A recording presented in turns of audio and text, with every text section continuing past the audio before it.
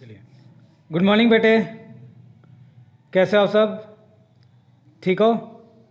चलिए स्टार्ट करते हैं। आज हम लोग का नेक्स्ट मेथड बहुत ही सिंपल सा मेथड है, घबराना मत, एकदम बहुत सिंपल है। वास्तव में कह रहा हूँ, कुछ भी नहीं है इसमें, ठीक है, जिसका नाम है सुपर प्रॉफिट मेथड। आज सिर्फ लिखने का काम, सुपर प्रॉफिट मेथड।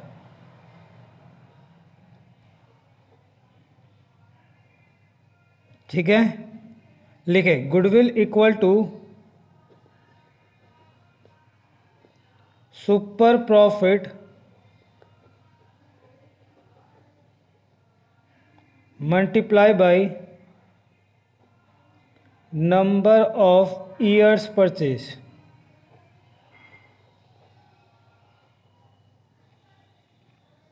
ठीक है, लिखो फॉलोइंग स्टेप्स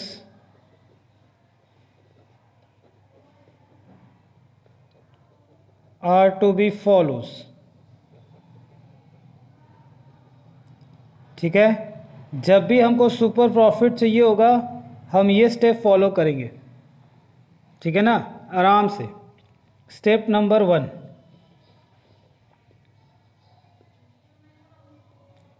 ठीक है, लिखो, आज सिर्फ लिखने का काम। लिखो कंप्यूट कैपिटल एम्प्लॉयड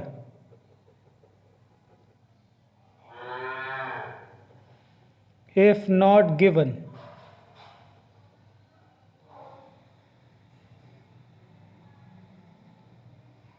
ठीक है, स्टेप नंबर 2,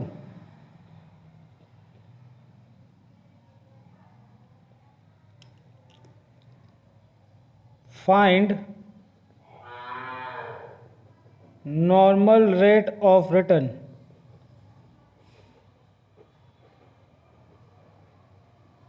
जिसको हम लोग शॉर्ट में बोलते हैं NRR। ठीक है, यहां लिखे ऑलवेज मेंशन इन क्वेश्चन, ये हमेशा क्वेश्चन में दिया रहेगा। ठीक है, स्टेप 3,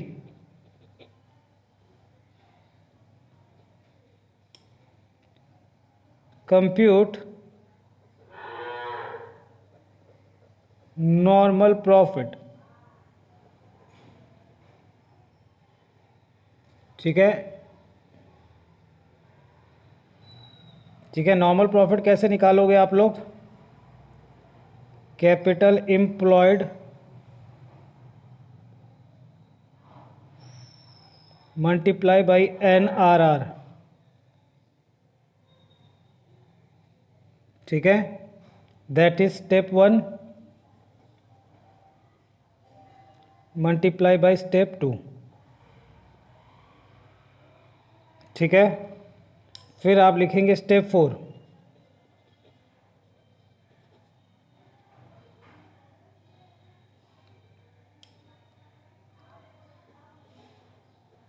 कंप्यूट एवरेज प्रॉफिट। ये आप निकालना सीख चुके हो, ठीक है ना, एक्सपर्ट हो गए हो आप लोग इस चीज़ में, कोई दिक्कत वाली बात नहीं है। स्टेप 5,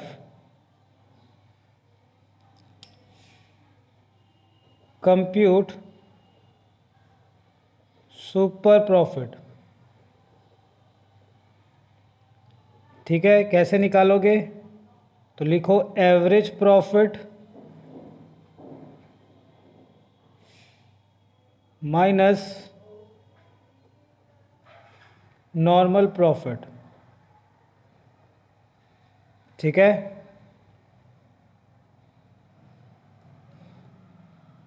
स्टेप 4 माइनस स्टेप 3 और लास्ट स्टेप 6,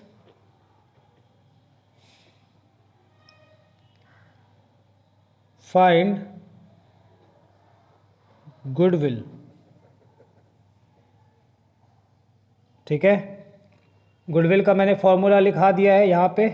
ठीक है, जैसे सुपर प्रॉफिट आएगा नंबर ऑफ ईयर परचेज से आप मल्टीप्लाई करोगे, ठीक है। चलो ये स्टेप्स है।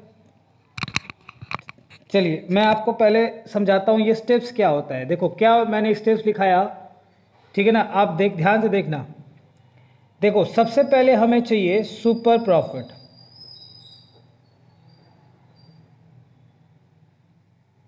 ठीक है। मैं इसको ऊपर कर लूँ। सुपर प्रॉफिट कैसे निकलेगा, मैंने कहा average profit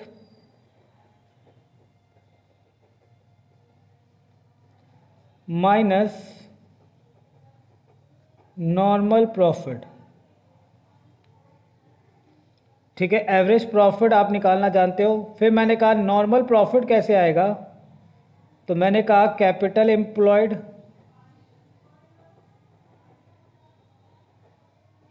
multiply by NRR, ठीक है। क्लियर है। चलो इतना ही तो मैंने सिखाया आपको। और क्या बोला, तो मैंने क्या कहा कि आपको सुपर प्रॉफिट चाहिए, उसके लिए आपको क्या क्या डेटा चाहिए। एक तो चाहिए आपको एवरेज प्रॉफिट 1, एक आपको चाहिए नॉर्मल प्रॉफिट 2, एक आपको चाहिए कैपिटल एम्प्लॉयड 3, एक आपको चाहिए NRR 4, ठीक है। मैंने कहा कि NRR आपको क्वेश्चन में दिया रहेगा, it is always given in question.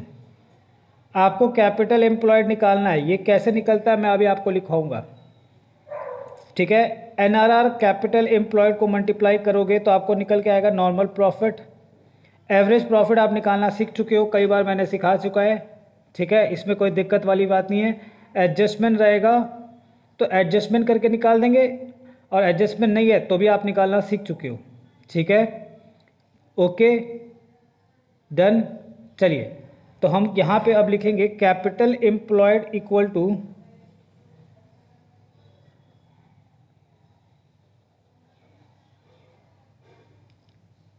Total assets minus external liabilities,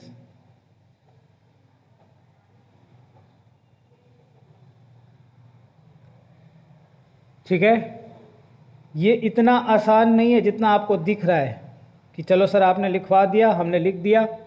या फिर इसको ऐसे भी लिख सकते हैं हम लोग, sundry assets minus sundry liabilities,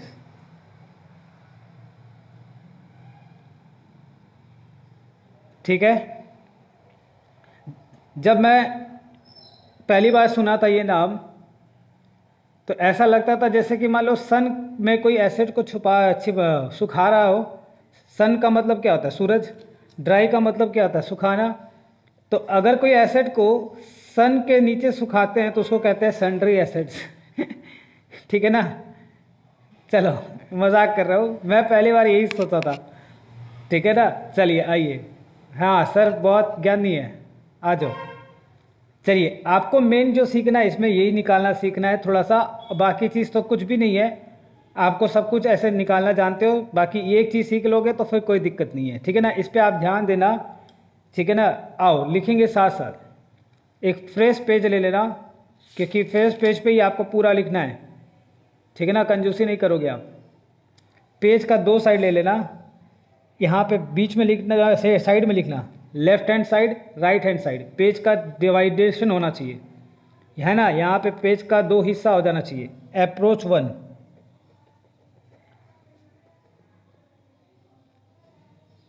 और इधर मैं लिख रहा हूँ अप्रोच 2। जैसे जैसे लिखूंगा वैसे वैसे लिखोगे तो आपको कोई दिक्कत नहीं आएगी, ये मेरा वादा है, ठीक है ना। आओ साथ साथ लिखेंगे, आप लोग लिखें। पहले लिखेंगे फिक्स्ड एसेट्स,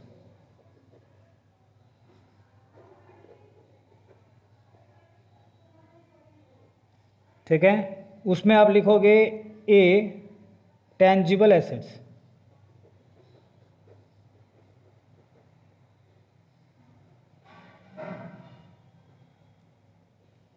जैसे land and building, number 2 plant and machinery, दिख रहा है, plant and machinery.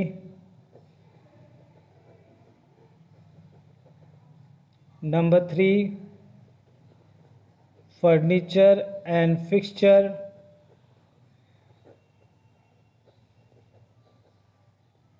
Number 4 motor vehicles. ठीक है ना, काफ़ी है इतना, आपको टेंजिबल एसेट्स के नाम पता है इसीलिए मैं ज़्यादा नहीं लिखा रहा। B intangible assets. Number 1 goodwill, purchased goodwill आता है बैलेंस शीट में, ठीक है ना, गुडविल, ठीक है। फिर आप लिखोगे पेटेंट,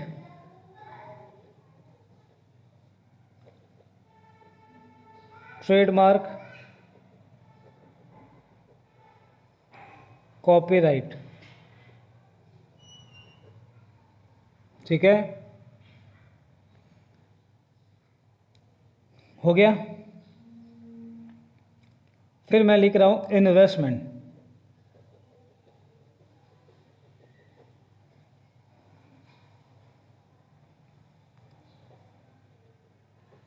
ट्रेड इन्वेस्टमेंट,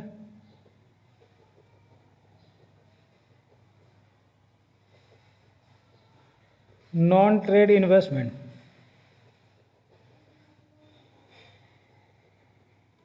आप लिखो फिर मैं समझाता हूं। फिर आ जाएंगे हम करेंट एसेट्स की तरफ।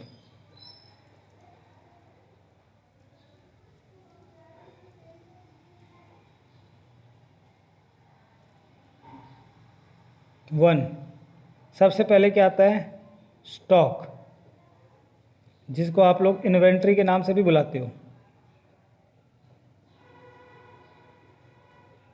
फिर आएगा आपका डेटर्स और बिल रिसीवेबल,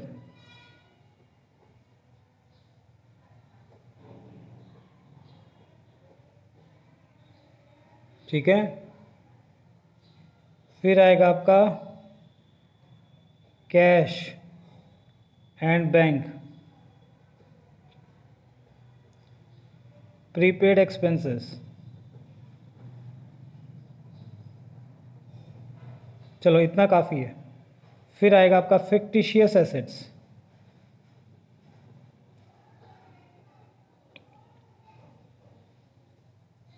ठीक है। आगे लिखो फिर मैं समझाऊंगा, धीरे धीरे आगे लिख ले फिर आगे। नंबर इसी में एक साथ लिख देता हूँ, मिसलिनियस एक्सपेंडिचर,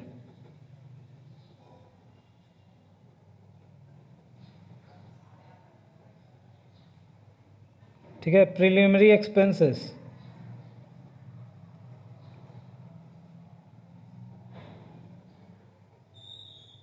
ठीक है। फिर आप लिखेंगे एडवर्टीजमेंट, सस्पेंस, पीएल डेबिट, बस बस इतना करो, ठीक है ना। अब आ जाओ, ऊपर आ जाते हैं वापस से, मैं आऊँगा। यहाँ पे हम लोग क्या ले रहे हैं, रुपीज़ का साइन एक एक के सामने, ये रुपीज़ का साइन है ना। अमाउंट आएगा तो अमाउंट,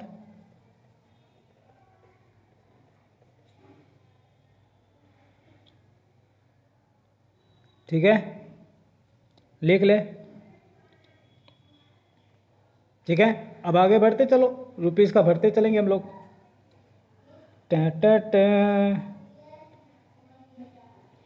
चलो जहाँ तक आपको दिखाई देगा मैं वहीं तक लिखूंगा, फिर हम लोग साथ साथ चलेंगे, जल्दबाजी नहीं करेंगे। लो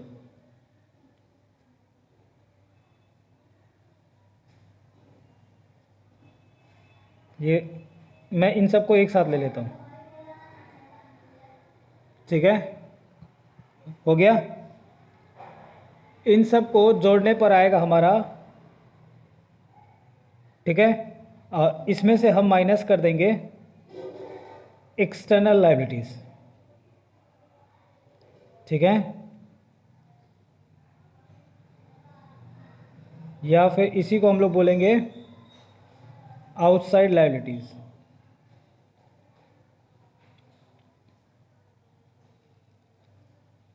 ठीक है ना। तो ये आ जाएगा हमारा कैपिटल एम्प्लॉयड, इसी को आप लोग बोलते हो net worth of the business. ठीक है, ठीक है ना। आ जाओ, ये था हमारा ऊपर में। इधर आप लिखेंगे अप्रोच 1 में एसेट साइड। हम एसेट साइड्स को पहले कर रहे हैं, एसेट साइड से हम चल रहे हैं। ठीक है,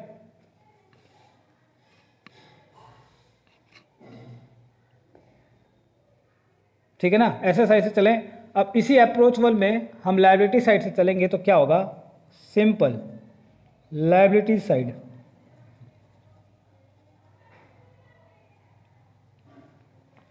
लिखें कैपिटल, ठीक है ना, यहां पे लिख दे capital balance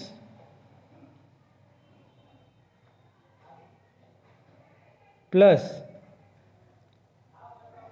current account balance, दोनों। उसमें आप जोड़ेंगे रिजर्व्स, फिर माइनस करेंगे आप गुडविल, माइनस कर देंगे नॉन ट्रेड इन्वेस्टमेंट,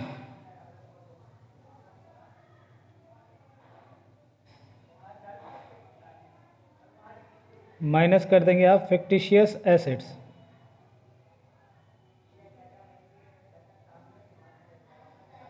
ठीक है,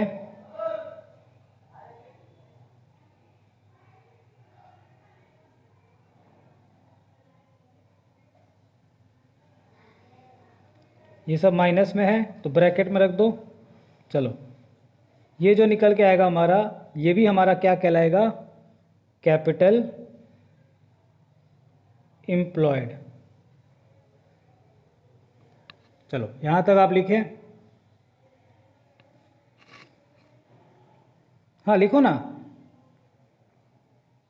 फिर मैं समझाता हूं ना, क्यों टेंशन ले रहे हो, आओ। चलो लिख लिया। अब इधर आ जाते हैं अप्रोच 2। अप्रोच 2 में हेडिंग कर दे asset side.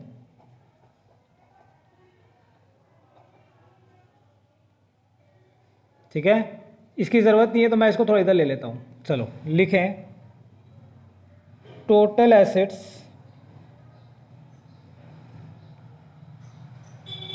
Minus goodwill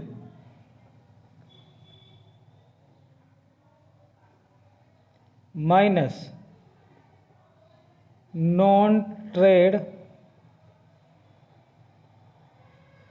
investments minus fictitious assets. ठीक है, इसमें से आप माइनस कर देंगे एक्सटर्नल और आउटसाइड लायबिलिटीज।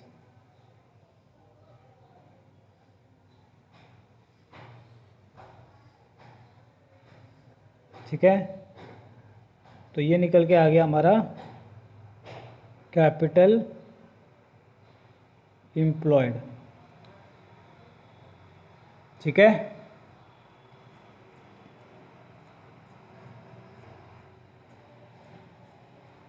ओके। अब ये एसेट साइड है दोनों तरफ। अब यहाँ आ जाओ, चाहे अप्रोच 1 में चलो या अप्रोच 2 में चले, लायबिलिटी साइड से चलोगे तो यहाँ पे जो फॉर्मूला लिखा है मैंने, ये सेम रहेगा। ठीक है ना, ये सेम। हाँ, लायबिलिटी साइड से चलोगे चाहे अप्रोच 1 हो या अप्रोच 2, सेम। ठीक है ना। चलो अब मेरी बात को ध्यान से सुनोगे तो आपको पूरी बातें समझ में आएगी। ठीक है ना, मैं एक बैलेंस शीट ड्रॉ कर रहा हूँ। ठीक है ना, मैंने क्या लिखवाया आपको, मैं ये समझा रहा हूँ। मैं आपको बैलेंस शीट ड्रॉ करवा रहा हूँ एक।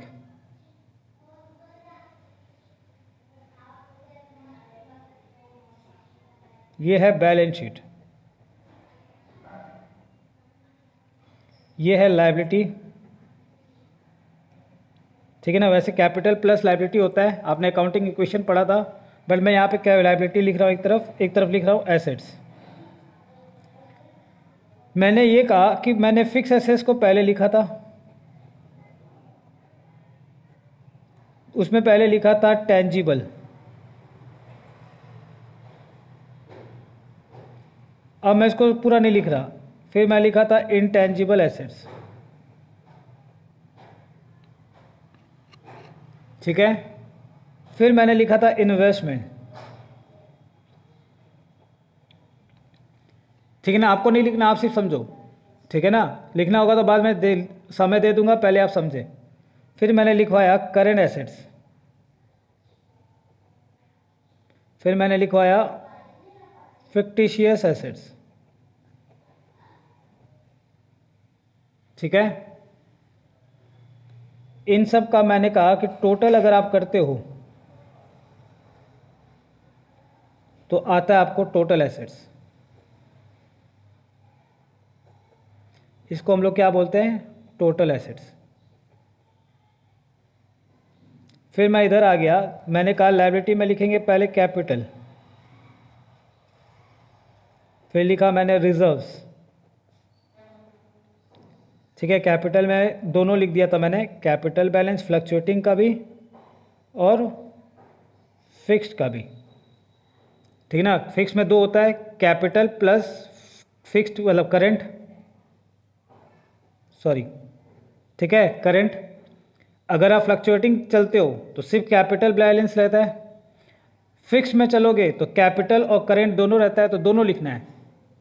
फिर मैंने लिखा है loan, creditors, bills payable, bank overdraft, outstanding expenses, ठीक है, काफ़ी है। इन सब को मैं एक जगह रखता हूं, तो मैं कहता हूं ये हमारे टोटल लायबिलिटीज़ है, ठीक है। ये दोनों इक्वल होता है, total assets equal to total liabilities, ठीक है। और इसको हम लोग क्या नाम देंगे बताओ, इसको हम लोग बोलेंगे एक्सटर्नल लायबिलिटीज़,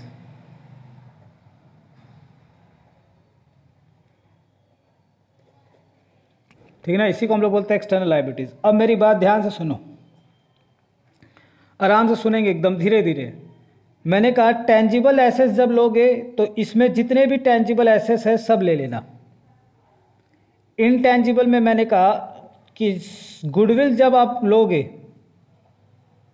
गुडविल अगर दिया हुआ है, और इन्वेस्टमेंट में मैंने कहा दो तरह के इन्वेस्टमेंट, ट्रेड और नॉन ट्रेड, ठीक है। अब मेरी बात ध्यान से सुनना, ठीक है ना। मैं ये कह रहा हूं कि जब आप इंडिविजुअल एसेट्स लेके चलोगे तो टेंजिबल पूरा ले लेना, इनटेंजिबल भी पूरा ले लेना, सिर्फ गुडविल छोड़ देना। अगर इसमें गुडविल शामिल है तो गुडविल का अमाउंट मत लेना, एक एक करके चल रहे हो तो। जैसे मान लो लैंड लिया, बिल्डिंग लिया, फर्नीचर लिया, फिर आपको अगर गुडविल दिया है तो गुडविल मत लेना, बाकी ले लेना, पेटेंट, कॉपीराइट, ट्रेडमार्क सब ले लेना, जोड़ते हुए चलना, बट गुडविल मत जोड़ना, गुडविल को हटा देना। उसी तरह जब आप इन्वेस्टमेंट की तरफ जाओगे तो नॉन ट्रेड इन्वेस्टमेंट को मत जोड़ना, फिर करेंट एसेट्स को जोड़ देना, फिक्टिशियस एसेट्स जो है इसको भी मत जोड़ना। तो मतलब जब आप एसेट साइड से जोड़ने चालू करोगे तो तीन चीज को मत लेना, गुडविल, नॉन ट्रेड इन्वेस्टमेंट और फिक्टिशियस एसेट्स। इन सब को जोड़ोगे लेकिन इन तीन चीज को मत जोड़ना। और फिर मैंने कहा इसमें से एक्सटर्नल लायबिलिटी को माइनस कर देना, तो आपका निकल के आ जाएगा कैपिटल एम्प्लॉयड, ठीक है। फिर से सुनो, मैं कह रहा हूं जब आप एक एक एसेट्स को लोगे ना तो टेंजिबल एसेट्स में सारे एसेट्स को जोड़ लेना, land and building, plant, machinery, furniture. फिर इनटेंजिबल में गुडविल को छोड़ देना, गुडविल को मत लेना, बाकी सब ले लेना, लाइक पेटेंट, ट्रेडमार्क, कॉपीराइट, इन सब का अमाउंट ले लेना, बट गुडविल मत लेना। इन्वेस्टमेंट को भी जोड़ना, लेकिन सिर्फ ट्रेड इन्वेस्टमेंट को, नॉन ट्रेड इन्वेस्टमेंट को मत जोड़ना। करेंट एसेट्स के सारे अमाउंट को ले लेना, फिक्टिशियस को मत लेना।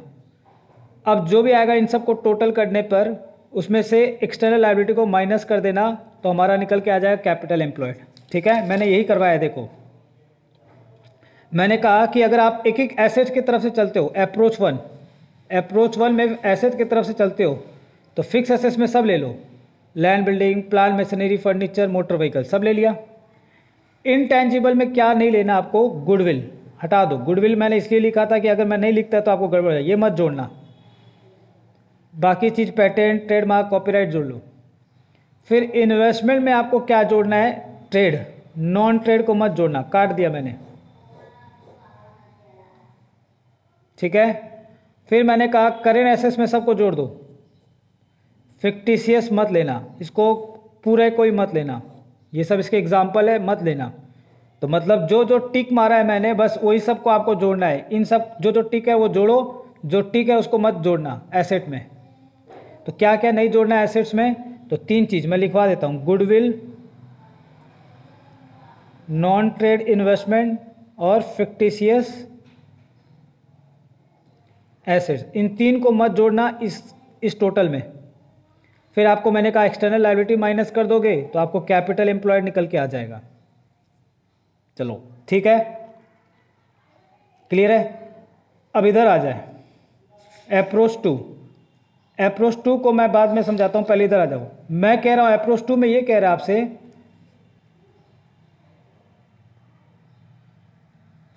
कि आपको टोटल एसेट्स दिया हुआ है, तो टोटल एसेट्स में क्या क्या जोड़ा होगा इन लोगों ने? गुडविल भी जोड़ा होगा, नॉन ट्रेड इन्वेस्टमेंट भी जोड़ा है और फिक्टिशियस भी जोड़ा है। तो मैंने कहा था एसेट्स जब भी चलोगे 3 को नहीं लेना। तो मैं कह रहा हूं कि टोटल एसेट जो दिया हुआ है उसमें से गुडविल, नॉन ट्रेड इन्वेस्टमेंट और फिक्टिशियस एसेट्स को माइनस कर दो, बस मैंने यही किया है। देखो टोटल एसेट्स में से हमने गुडविल, नॉन ट्रेड इन्वेस्टमेंट और फिक्टिशियस, इन तीनों को आपको हटा देना है, तब आपका सही आएगा। फिर माइनस कर दो एक्सटर्नल लायबिलिटीज, तो आपका निकल के आ गया कैपिटल एम्प्लॉयड। ठीक है, यहाँ इंडिविजुअली चल रहे थे, यहाँ एक एक एसेट लेके चल रहे थे, तो हम गुडविल, नॉन ट्रेड इन्वेस्टमेंट और फिक्टिशियस को अलग कर दिए थे, लिए ही नहीं थे। और यहाँ पे क्या है, टोटल एसेट्स दिया हुआ है तो इसमें 3 चीज़ इंक्लूड होगा, अगर है तो अलग करो, माइनस कर दो तीनों को बस। बाकी एक्सटर्नल लायबिलिटी माइनस करना ही है। ठीक है ना, क्लियर है यहाँ तक? ठीक है, फिर मैंने कहा कि अगर आप लायबिलिटी साइड से चलते हो अप्रोच 1 में, तो आप कैपिटल ले लेना। ठीक है, चाहे कैपिटल का बैलेंस हो या करेंट अकाउंट का बैलेंस, दोनों जोड़ के लिखना, प्लस रिजर्व, और वो 3 चीज़ आपको यहाँ माइनस करना है, goodwill, non trade investment, fictitious assets, तो आपका कैपिटल एम्प्लॉयड आ जाएगा। चाहे अप्रोच 1 में जाओ या अप्रोच 2 में जाओ, लायबिलिटी साइड का जो होता है सेम रहेगा अप्रोच। ठीक है ना, तरीका दोनों में सेम रहेगा। चलो क्लियर है यहाँ तक? ओके, चलो अब आते हैं हम लोग सवालों की तरफ। एक सवाल करते हैं, 1-2 सवाल, फिर हम आगे बढ़ते हैं। चलो आओ बेटे आओ, क्वेश्चन नंबर 17। क्वेश्चन नंबर 17 क्या कह रहा है आपसे? देखो, the capital of the firm of Anuj and Benu is ₹10 lakh, दोनों का मिलाकर 10 lakh, and market rate of interest is 15%। ठीक है, क्या क्या दिया हुआ है आइए मैं पहले लिख देता हूं। चलो क्वेश्चन नंबर 17, TS ग्रेवाल। जो जो बुक में क्वेश्चन में लिखा हुआ है मैं वही डेटा आपके सामने लिख रहा हूं ताकि आपको दिक्कत नहीं आए। कैपिटल दिया हुआ है आपको, किसका किसका? अनुज और बेनू का। Capital of Anuj and Benu ₹10 lakh. ठीक है, फिर आपको नॉर्मल रेट ऑफ रिटर्न दिया हुआ है,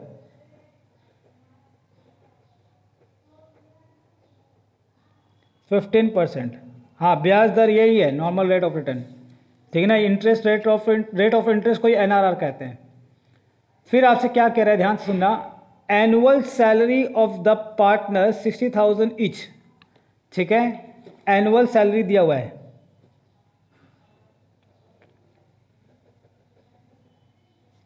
$60,000 हर एक पार्टनर का, ठीक है। चलो पहले इतना, मैं क्वेश्चन अभी लिख रहा हूँ, अभी मैं कुछ समझा नहीं रहा। फिर आगे पढ़ते हैं। फिर आपसे कह रहा है the profit for the last 3 years 3 lakh, 360 और 420, ठीक है। लास्ट 3 ईयर्स का प्रॉफिट आपको दिया हुआ है 3 लाख, 360 और 4,20,000, ठीक है। फिर आगे बढ़ते हैं।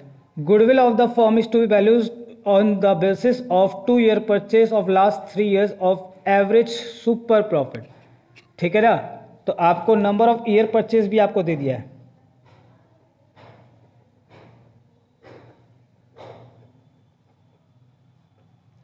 Three years. चलो अब मेरी बात सुनो, ठीक है ना। अब मैं सॉल्यूशन लिख रहा हूं। सॉल्यूशन के हिसाब से गुडविल कैसे निकलता है ये बताओ। सुपर प्रॉफिट में गुडविल कैसे निकलेगा? Super profits multiply by number of years purchase, ठीक है। चलो मैंने स्टेप्स आपको लिखवाया था। सबसे पहले आप क्या निकालोगे? Capital employed. चलो कैपिटल एम्प्लॉयड लेते हैं। कैपिटल एम्प्लॉयड इज गिवन, ठीक है ना। 10 लाख का आपका कैपिटल एम्प्लॉयड दिया हुआ है, given, it is given, thank you so much, ठीक है। एनआरआर आपको दिया हुआ है 15%, ठीक है।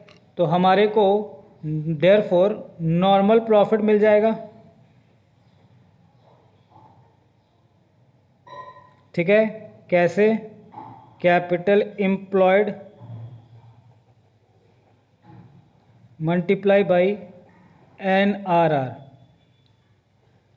10 लाख का 15%, 1,50,000, ठीक है। फिर हमको चाहिए एवरेज प्रॉफिट। चलो एवरेज प्रॉफिट चाहिए,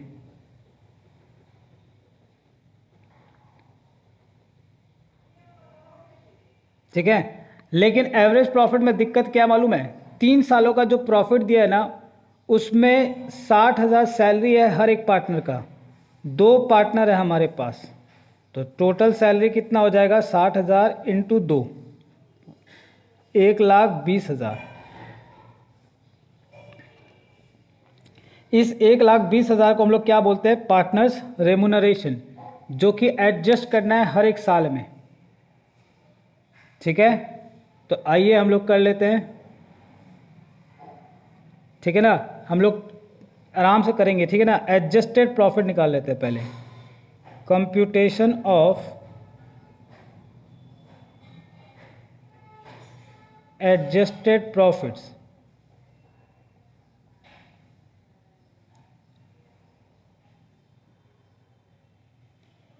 ठीक है। एडजस्टेड प्रॉफिट निकाल लेते हैं। तो पहले क्या है? 3 लाख माइनस 1,20,000, फिर क्या है? 3,60,000, साल नहीं पता ना बेटे, फिर 1,20,000, फिर 4,20,000 माइनस 1,20,000, तो निकाल लो कितना कितना आ रहा है ना।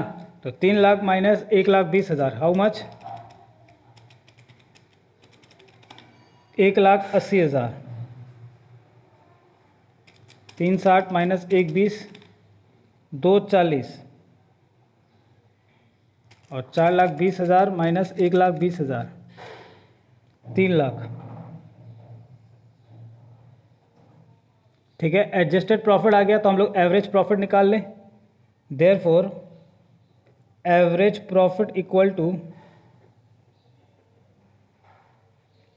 1,80,000 प्लस 2,40,000 प्लस 3,00,000 और 3 साल है तो 3 से डिवाइड कर देंगे तो ये आ जाएगा हमारा 3,00,000 प्लस 2,40 प्लस 1,80 7,20,000 डिवाइड बाई 3 तो ये आ गया हमारा 2,40,000। चलो ओके, है ना, क्लियर है, बोलो हाँ या ना। ठीक है, चलो अब हमारे को क्या चाहिए, सुपर प्रॉफिट। तो आ जाओ, सुपर प्रॉफिट कैसे निकलेगा, आइए। Therefore super profit equal to, दिख रहा है, super profit equal to average profit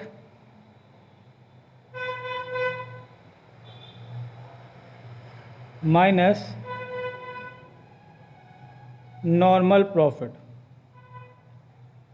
ठीक है, एवरेज प्रॉफिट कितना आया था हमारा, 2,40,000 माइनस नॉर्मल प्रॉफिट आया था हमारा 1,50,000। तो ये कितना हो जाएगा, 2,40,000 माइनस 1,50,000, हाउ मच, 90,000। तो हमारी गुडविल निकल के आ जाएगी। Therefore goodwill equal to super profit multiply by number of years purchase. Super profit आ गया 90, नंबर ऑफ ईयर परचेज हमारे को दिया हुआ था कितना, 3 वर्ष। तो हमारा गुडविल निकल के आ गया 2,70,000। ये हो गया हमारा आंसर। चलो क्लियर है सबको, ओके।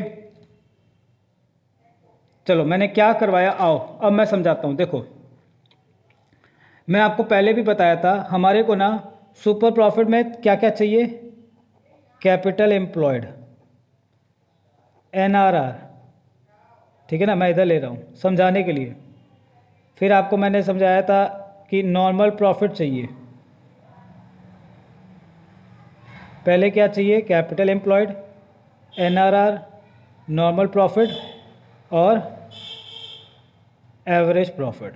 ये 4 चीज़ चाहिए। ठीक है, क्लियर है।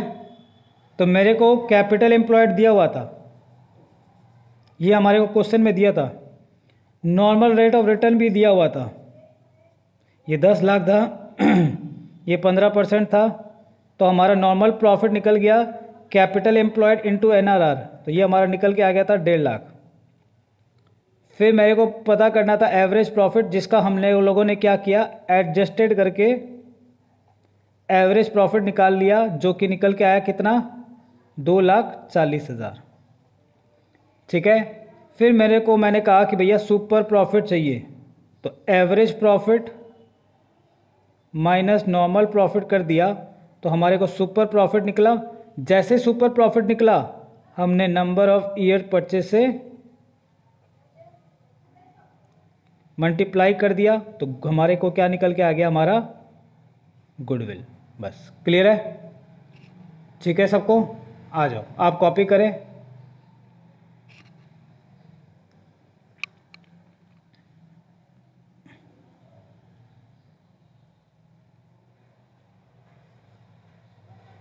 हो गया,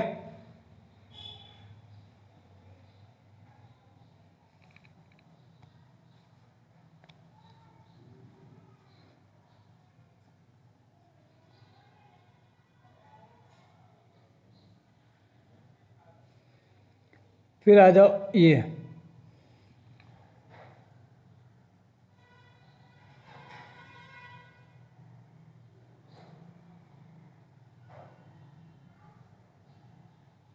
ठीक है, यहाँ तक होने के बाद हम क्या किए थे, गुडविल निकाले थे सुपर प्रॉफिट से। तो सुपर प्रॉफिट और गुडविल यहाँ पे है।